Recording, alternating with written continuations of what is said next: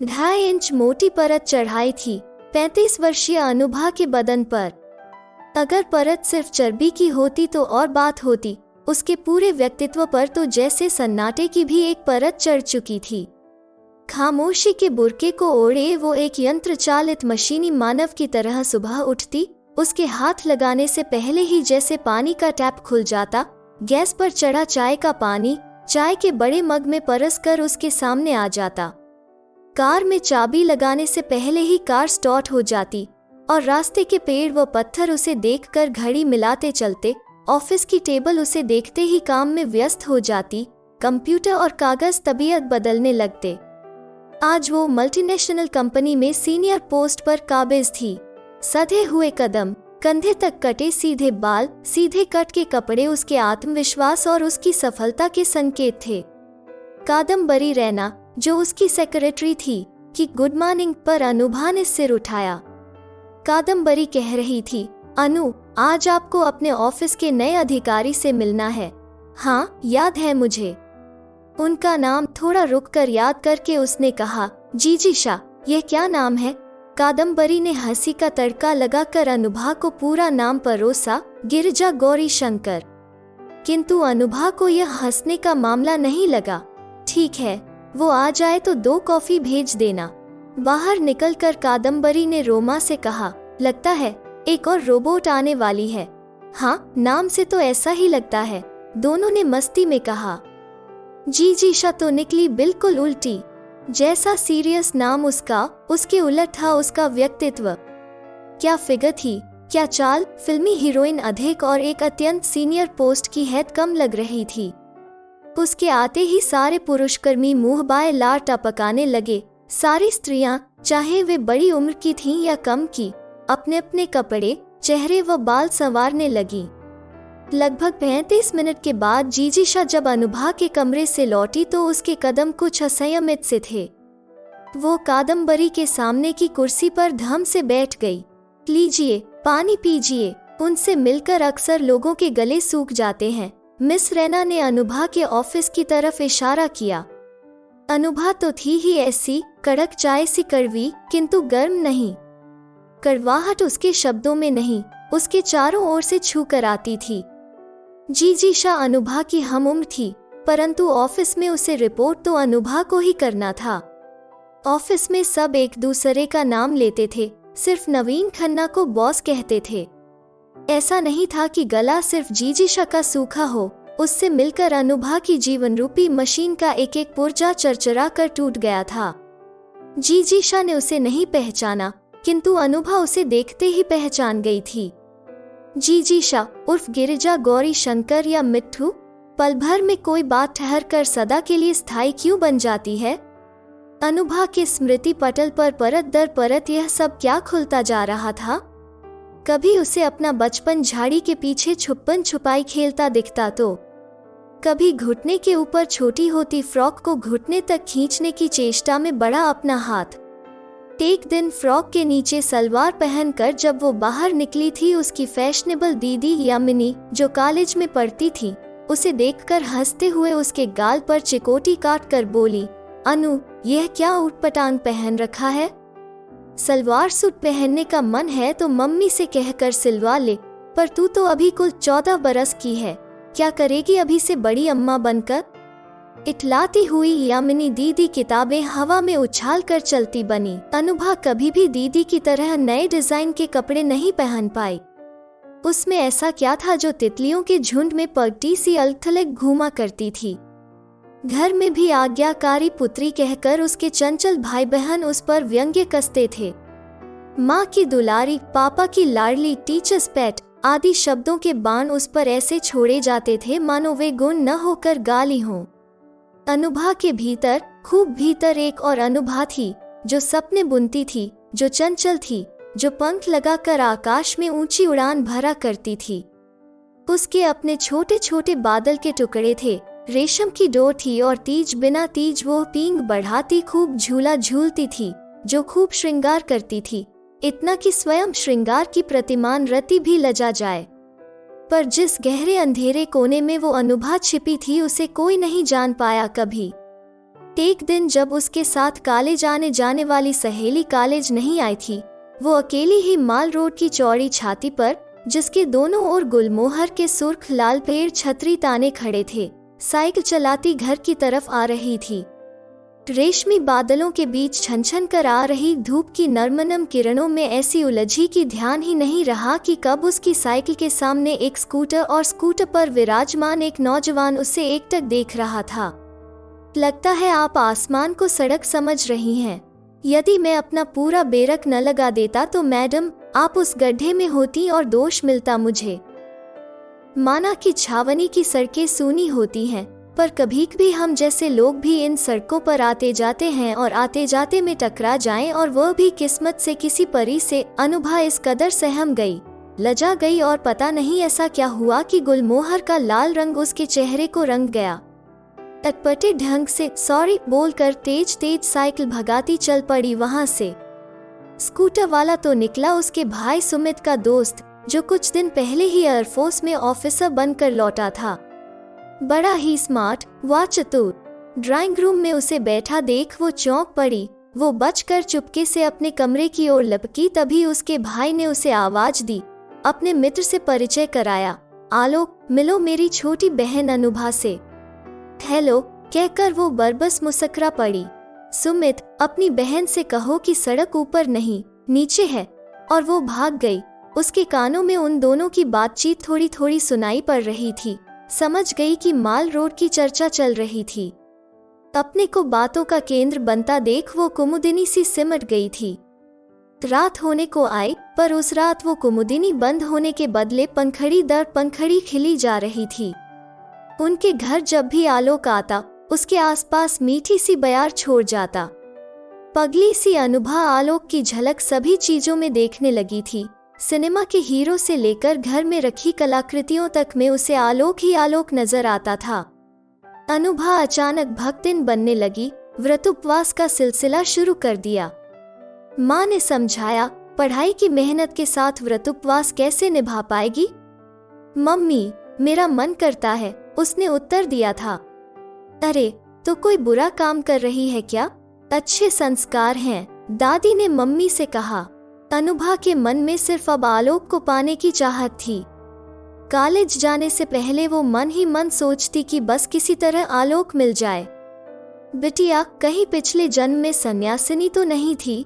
पता नहीं इसका मन संसार में लगेगा कि नहीं। मम्मी को चिंता सताती। कुछ नहीं होगा, अपनी यामिनी तो दोनों की कसर पूरी कर देती है। चिंता तो उसकी है, न पढ़ने में ध्यान, न घर के काम काज में। जब देखो तब फैशन, डांस और हंगामा। उसके पिता ने माँ से कहा था। हाँ जी, ठीक कहते हो, अब यामिनी की शादी कर दो, फिर मेरी अनुभा के लिए एक अच्छा सा वर ढूंढ देना। और अनुभा के भीतर वाली अनुभा धत बोलकर हंस पड़ी। उसके पैर द्रुतागति से तिगदा तिग तिग तिगदा तिग तिग तिगदा तिग तिग थे की ताल पर थिरक रहे थे, परंतु सहसा उसके पैरों की थिरकन द्रुतागति से विलंबित ताल पर होती हुई समय आने से पहले ही रुक गई। पैरों से घुंघरू उतारकर वो चुपचाप जाने लगी तो उसके डांस टीचर ने कहा, आज एक नया तोड़ा सिखाना था। यामिनी तो कभी ठीक से सीखती नहीं, अब तुम भी जा रही हो। 5 साल से नृत्य सीख रही हूँ मास्टर जी, अब मैं सितार सीखूंगी, अनुभा ने सहज भाव से कहा। हाँ क्यों नहीं, मास्टर जी ने भी हामी भर दी थी। कौन जान पाया कि अनुभा के पैरों की थिरकन क्यों रुक गई। उसमें कोई बाहरी परिवर्तन होता तो कोई देखता। अनुभा अपनी पढ़ाई और सितार के तारों में खो गई। दीदी यामिनी की शादी में आलोक दूल्हा बन के आया। दीदी चली गई उस सपने के हिंडोले में बैठकर जो उसने अपने लिए बुना था।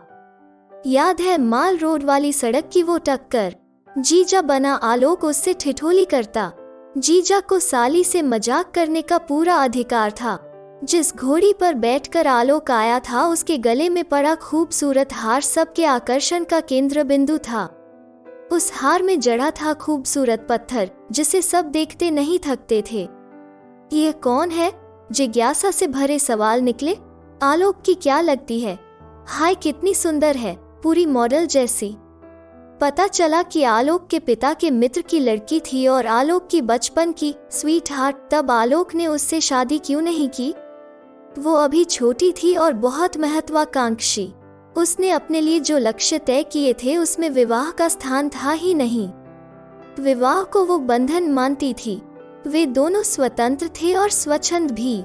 यामिनी दीदी ने अपना घर बसाया, खिड़कियों पर झालरदार सफेद लेस के पर्दे टांगे, परंतु जब वो खूबसूरत पत्थर उनके घर की खिड़कियों के सारे शीशे तोड़ गया, तब 6 महीने की अपनी प्यारी सी गुड़िया आन्या को गोद में लिए अपने हाथों बसाए घर का दरवाजा खोलकर मायके लौट आई थी। टूटे हुए दिल व उजड़ी हुई गृहस्थी के दुख से यामिनी दीदी थर-थर कांप रही थी। मम्मी, पापा और पूरे घर ने उसे आत्मीयता का गरम लिहाफ ओढ़ाकर संभाल लिया था। दीदी की सारी मस्ती स्वाह हो गई। वे कभी ठीक से पढ़ी नहीं, जैसे तैसे उन्हें पापा ने एकाध कोर्स करवा कर स्कूल में नौकरी दिलवा दी थी। पुनर्विवाह तो क्या, उस घर में विवाह शब्द एक अछूत रोग की तरह माना जाने लगा। यहाँ तक कि अनुभा के लिए विवाह प्रसंग कभी छिड़ा ही नहीं। वो तो अच्छा हुआ कि सुमित की शादी यामिनी की शादी के महीने भर बाद ही हो गई थी, वरना आज वही खूबसूरत नुकीला पत्थर उसके सामने कुर्सी पर बैठा था।